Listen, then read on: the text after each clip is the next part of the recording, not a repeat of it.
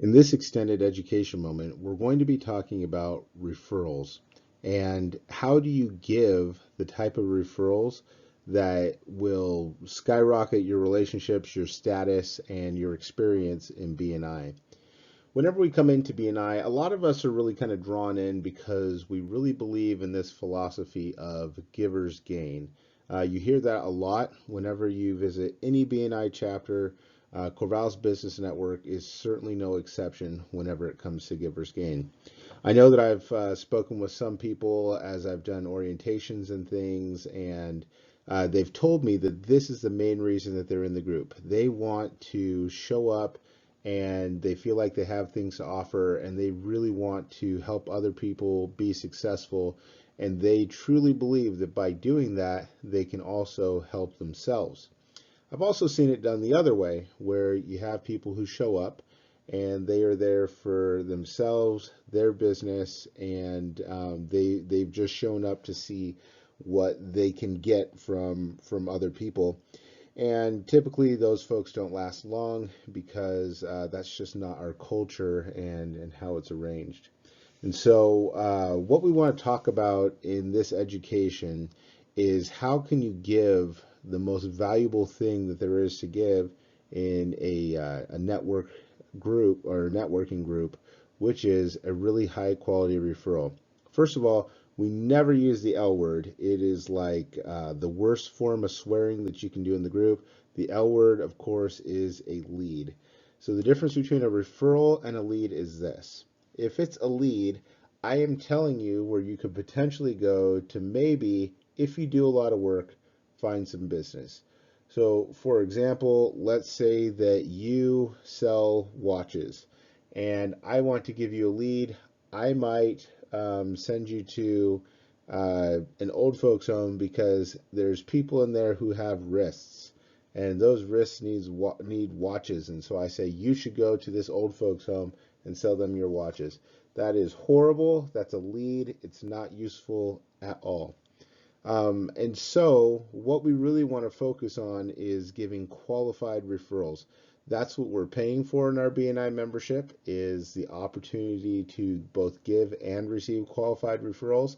That's what all the training is about. That's why we do these weekly presentations, so that we can be in a position where we can both give and receive qualified referrals and make those connections happen.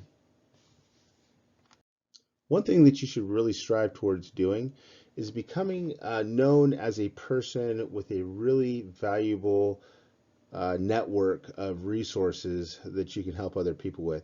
Whether you're in a service industry or you do retail, you are talking with people who need help, and you probably don't do everything. But when you can help somebody get connected to the right person with the right service who's able to deliver it in the right way, or you're able to connect them with the solution to the difficult problems that they're facing, and you build that reputation, that's when those people start referring to you. And I'm not just talking about in the group, but even in your business, those people start referring to you because you are the one with the connections, and you become known as a helper, which is a really, really valuable position to hold in a community, in an industry, in a business, and certainly in your networking group.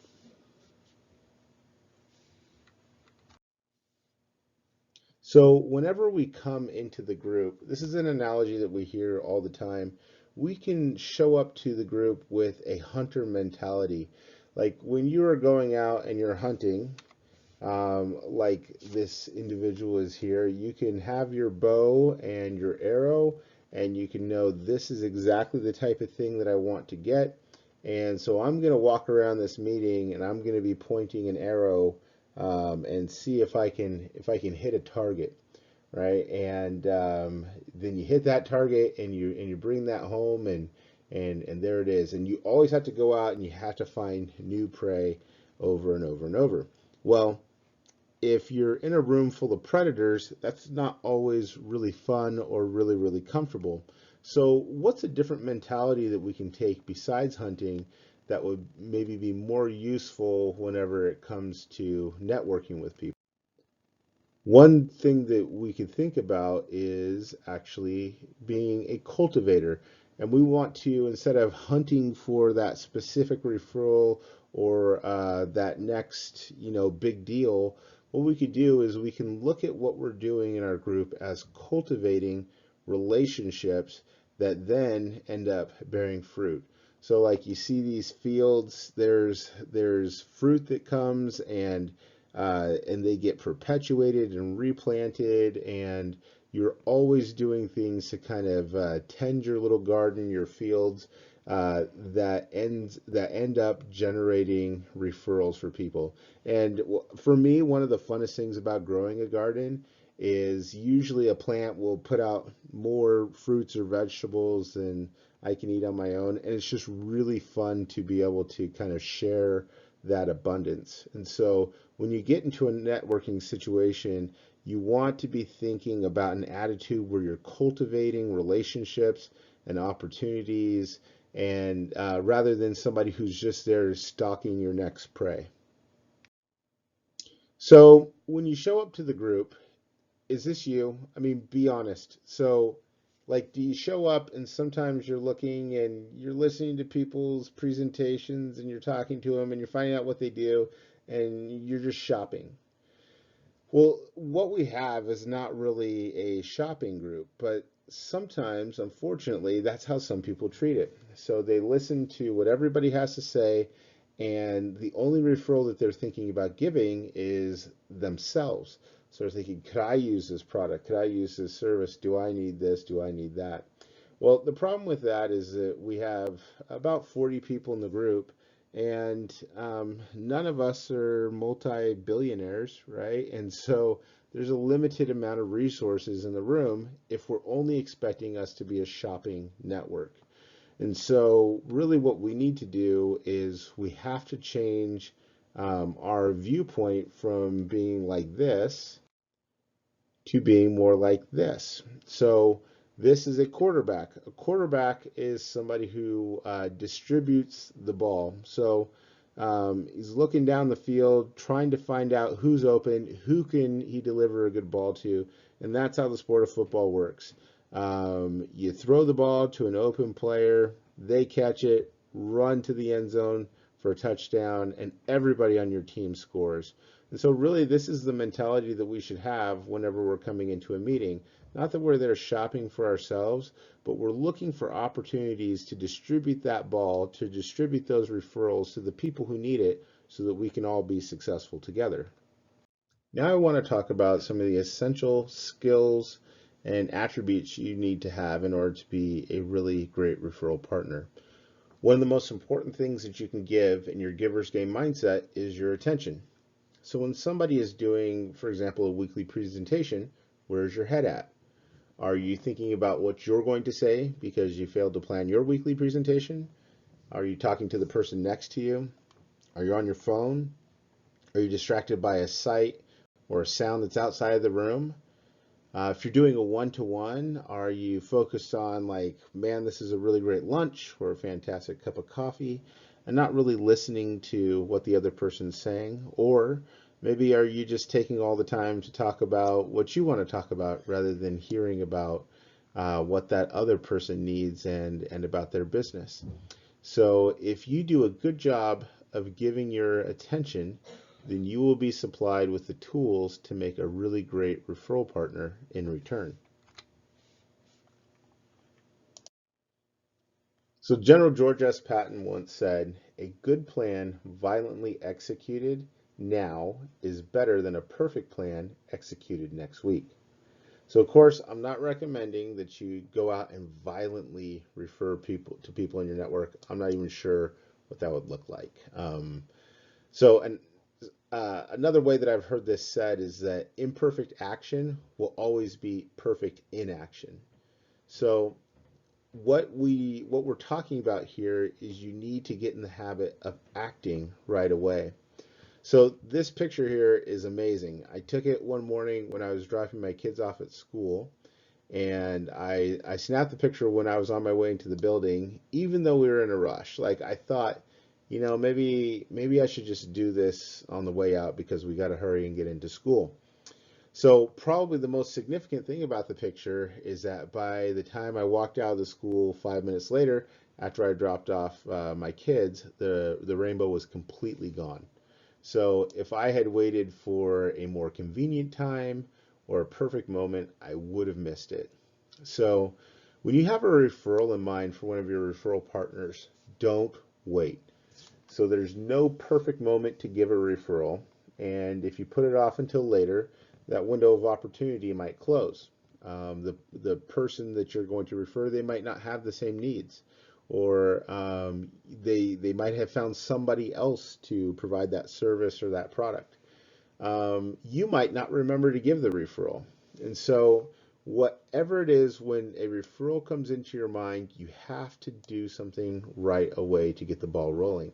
Even if what that is you're just writing down that person's name and a note saying that you want to connect that person with so and so because of the thought that their weekly presentation brought into your mind, or if you're out and you're talking to a friend or one of the customers in your business and they mention something that's a really great fit, just even if the only action you can do is just write that down right away, do it. If you're in a situation where it's a good time to like deliver a testimonial, do that right away. Don't wait. Do it right now.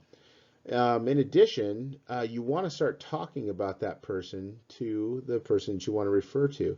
They might be able to help you to come up with a good way for you to make an introduction to that person.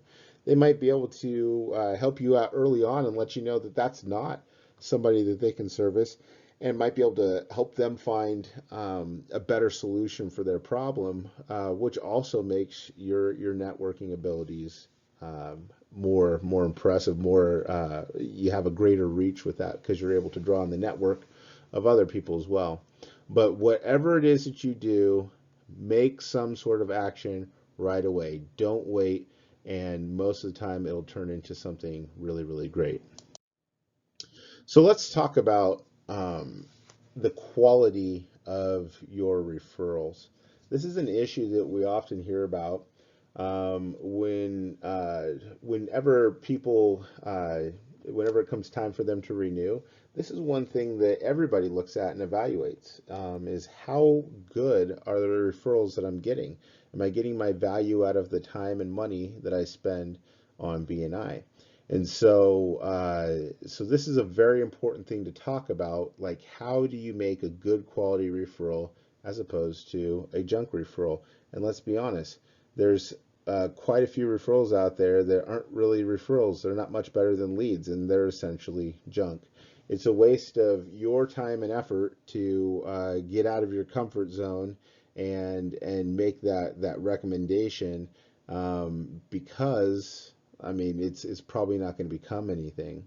Whereas with a little bit of work and effort, then you might be able to turn that into a red hot referral. And what that does is it not only helps to connect people with services and products, but it also helps to cultivate a better relationship with your referral partners.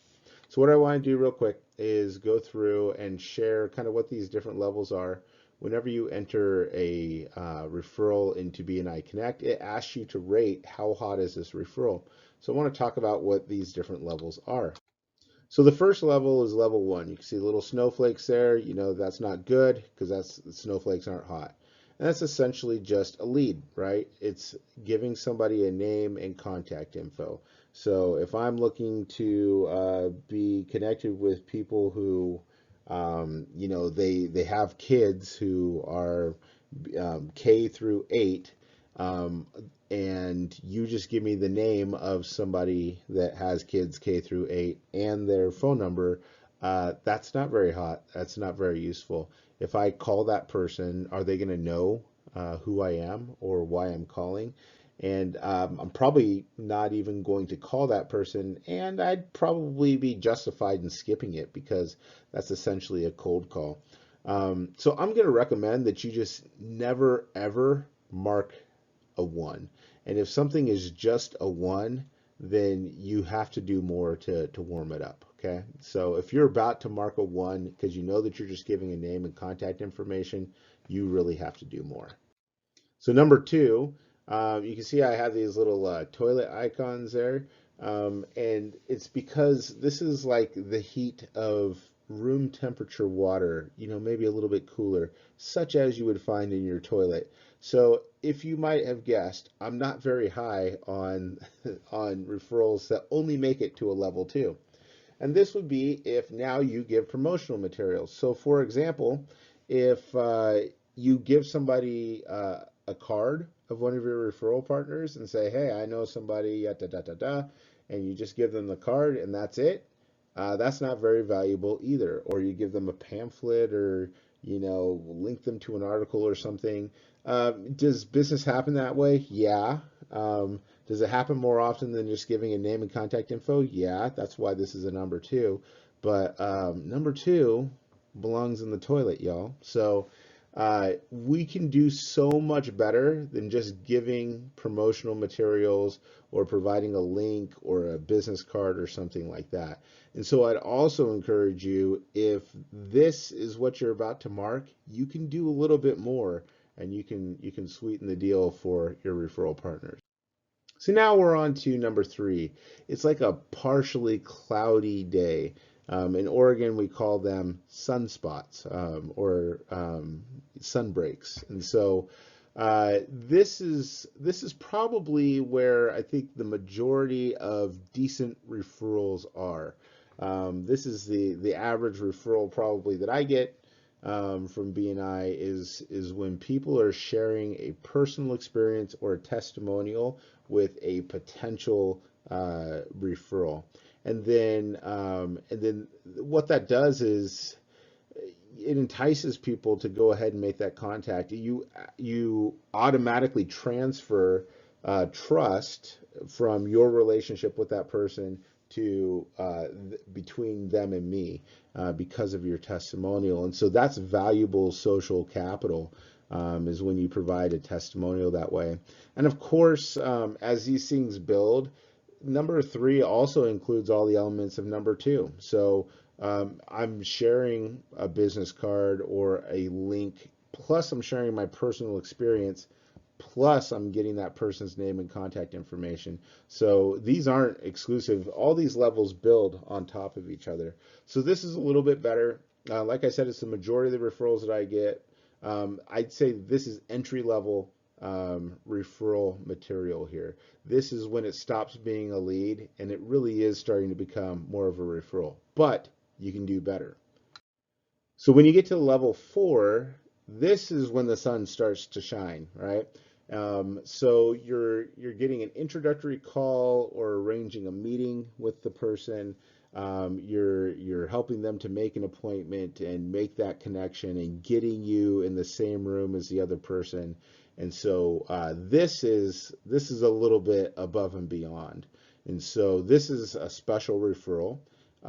It's going to have a much better chance of becoming closed business. And if you were to give me a referral like that, I'm going to start taking care of you because I see you as somebody who has an interest in my business and helping me. You truly embody that giver's gain sort of mentality. And so, because of the law of reciprocity, I'm going to want to take care of you also. And then we get to the very best kind of referral that there is, which is the level 5. Now, I suspect that many of us, whenever we go and we submit a slip or a referral online, just because we're feeling really happy about this referral, like, yay, I finally thought of somebody that I could give a referral out. And so we go ahead and we mark 5 because we just really want these people to get in touch and everything. Don't do that. These numbers are not about your enthusiasm about the referral. It's about the work that you've put in to help the person that you're referring to close that business. And so 5 is the top level. It's when you've arranged a personal meeting and you're going to show up to that meeting to connect those people and to help to promote the person that you're referring to. And so you might walk them through the door of the business.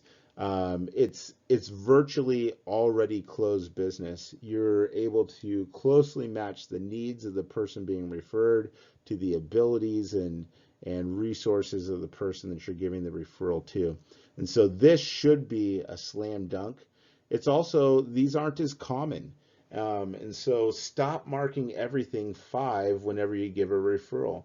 Because if you give me a referral and I see a 5 on it, I'm expecting that you're going to do some special stuff to make sure that that person gets in to see me. And if I mark a 5 on there, what I'm doing is I'm committing to going above and beyond the call of duty to get that person in to see you as well. So there it is, 1 through 5. How hot is your referral? And what this really reflects is it's not really about your referrals. It's really about you and what kind of referral partner you're going to be. And all of this is a choice. So I know that it can be intimidating and uncomfortable to think about referring to somebody. It requires you to step outside of your comfort zone. There's the fear of rejection. There's the nervousness and everything. And really, all fear is it's a state of mind, and it is something that keeps you from the things that you want. You should never be afraid to make a referral to somebody, because put yourself in that person's shoes. If you really need something, and somebody has something that they think could help, like, you want that. And if they offer that to you, and even if it doesn't work out, you know that that person offered that because they care about you, right? You don't have to say, oh, well, you come and see this guy because he's in my networking group, and so, obviously he's great. It's What they're getting is your personal recommendation based on the relationships that you've cultivated in the chapter. And so, if you want to get over feelings of anxiety that you might have about these referrals, what you have to do is deepen the quality of the relationships that you have with people in the group. And so, should you be a shopper? No. But should you sample what people have? Yeah, in one way or another.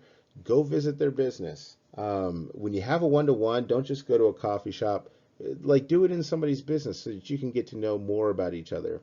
If it is a product or service that you need, yeah, try it out, right? So that you can have an experience that you can share with people.